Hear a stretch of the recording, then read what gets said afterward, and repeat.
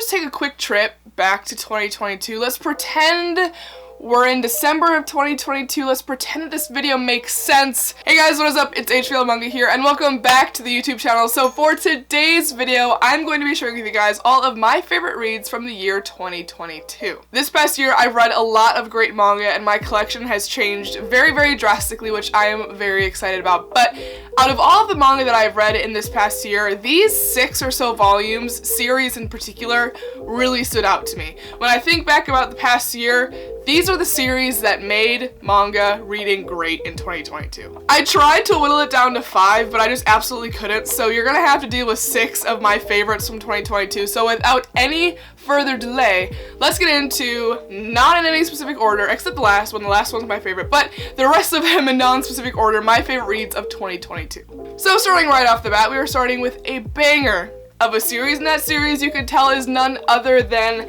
Gantz. So let's talk about Gantz here for a minute. Gantz was one of those series that I've always knew about. Like, I feel like everybody knows about Gantz. Gantz is a very, very popular series, seinen, just series in general, right? Everybody knows about Gantz.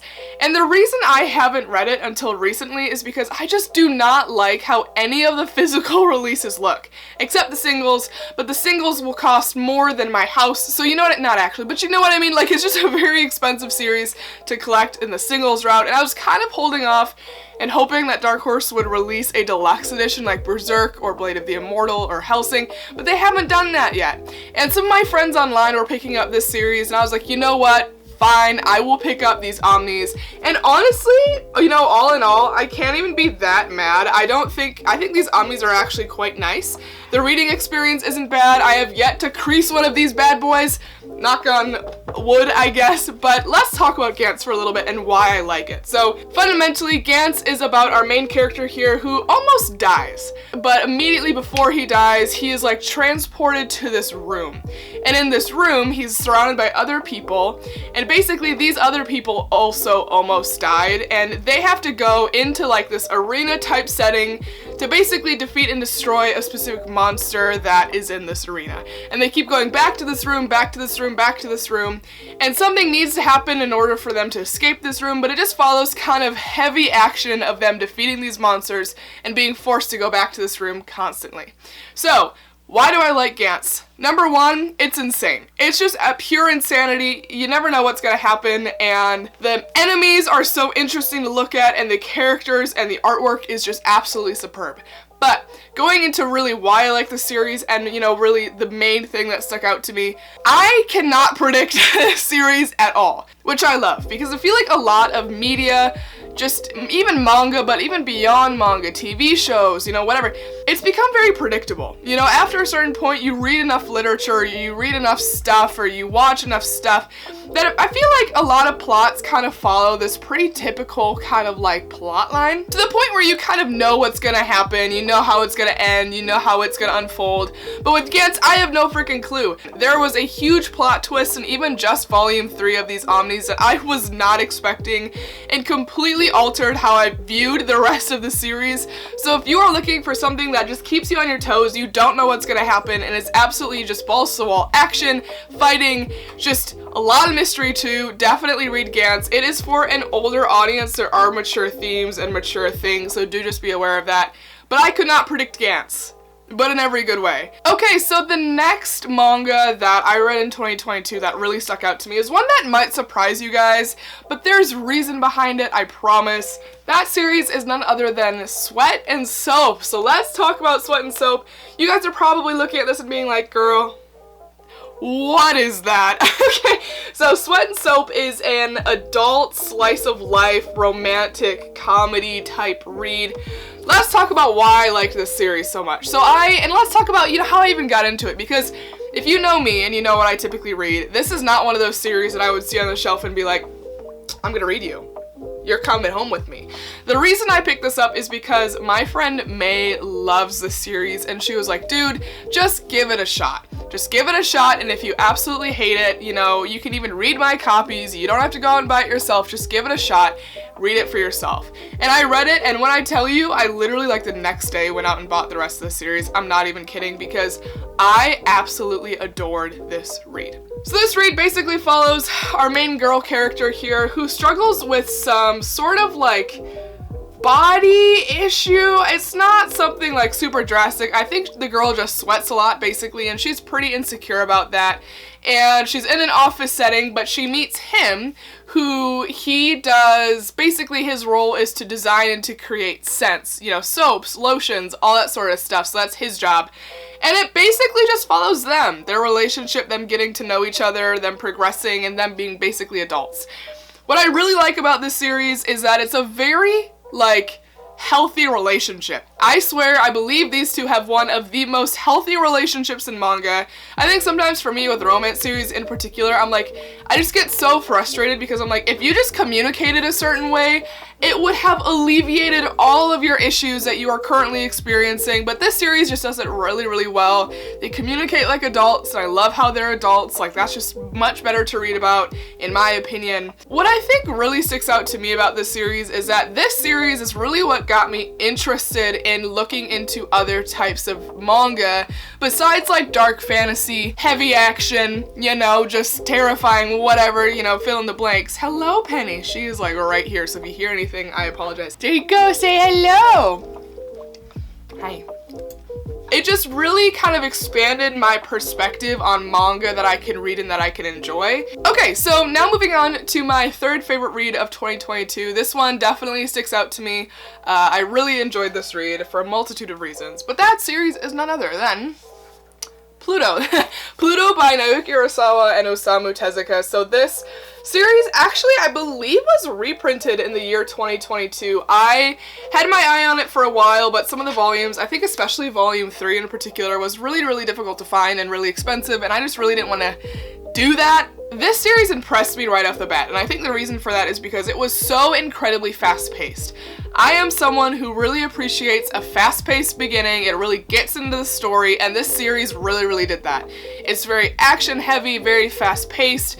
Basically, Pluto follows a society where robots and humans live together, and there are these group of robots who are like the best of the best there is. They're super highly intelligent, they're really good at fighting, like they're just the best robots there are.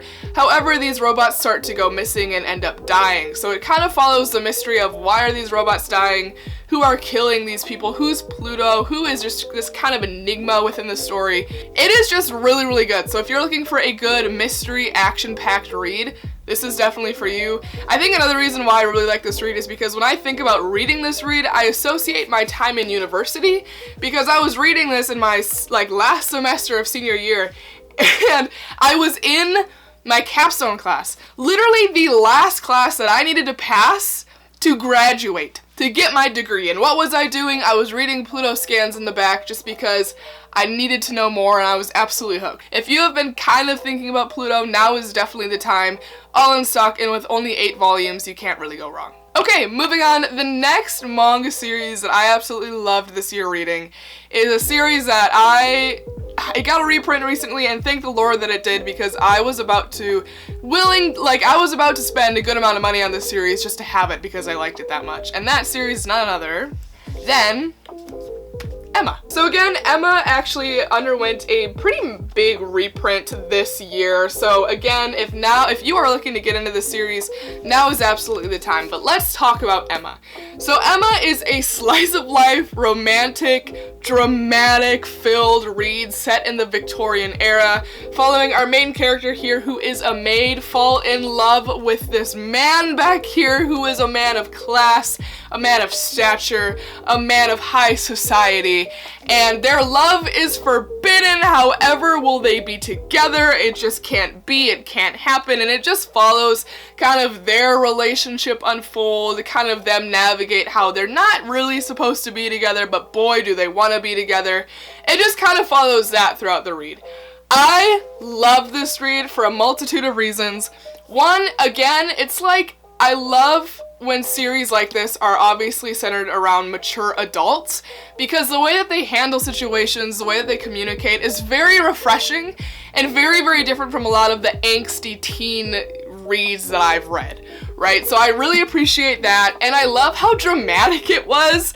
Like, there was like a twist or a turn or just some tea like at every corner, and it really just kept me very, very interested. With series like this, it's very easy for me to get uninterested, for me to just be like, okay, like, I get it, this happened, whatever, but it just kept me very, very interested, and I love when things are set in different time periods like this. I mean, this honestly really reminded me of Bridgerton. If you are a Bridgerton girly or guy or whatever, you watched it on Netflix or read the books, you will really like this. I just really like the historical aspect of it. It's very, very accurate. I like how it depicts the different classes, how they interact with each other, and it's just very, very realistic. So if you're looking for something like that and a good romantic read, now is the absolute time to pick this up. It just got reprinted, and I don't know if it will ever be reprinted again, but fantastic read, fantastic artwork, really interesting story, and I'm a slice of life romantic girly now. Oh no, Sweat and Soap, what have you done? But so good. I highly recommend it. Okay, the next manga series that I have for you guys today is yet again another slice of life romantic read, forgive me, but that series is none other than My Son Ikoku. Boys and girls, are we surprised? I don't know. I have sung this series praises so many times this year. Every time I get it in a haul, I absolutely love it. I like it for a lot of the same reasons that I like Sweat and Soap and Emma. It's just about adults being like adults, going through like life, having struggles. I mean, it follows our main character Godai, who is kind of a younger guy who doesn't really know his way in life yet. He's kind of figuring that out, and I also really enjoy reading that because I'm young, I don't know what I'm doing, I'm figuring things out, so I can kind of relate to him in that way. But Godai moves into kind of like, you know, an apartment complex for us to kind of really wrap our minds around. It's not exactly like that, but something like that. And there are a lot of different tenants, and he absolutely falls in love with our tenant kind of manager, I guess, Otanashi, and it just follows their relationship absolutely unfold. It is so dramatic. There are so many twists and turns. There are so many like frustrating moments for me. Like, I read this series and I'm literally frustrated at points because I'm like, just do it a certain way, but it keeps me so interested, and I just love Rumiko Takahashi. This series really made me fall in love with her and her works, especially her slice of life stuff. So if you are looking for just a fantastic, gripping, interesting, drama-filled read, definitely read this. With only 10 volumes out in the collector's editions, now is the time to buy it. They're beautiful editions. They're like a kind of textured cover, and yeah, I can't recommend this series enough. Definitely one of my favorite reads, and it is just overall so much fun. Okay, and the last manga series I have for you guys today is probably my favorite read of 2022. There is just something about this series that really gripped me in every good way, and you can obviously tell what it is, but that series is none other than Dragon Ball. So I read Dragon Ball for the first time in 2022.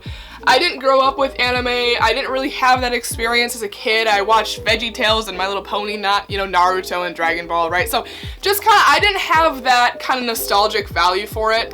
So I went into this series just kind of with low expectations in a way, because I'm like, I don't know if this series is good because of the nostalgic value or if it's actually really good. And boys and girls, I can confirm it is actually really, really good. Dragon Ball, I think why I really like this series is that it kind of like made my mind transport to like a very childlike state. I just felt very young, like a kid again reading it, and I really, really liked that.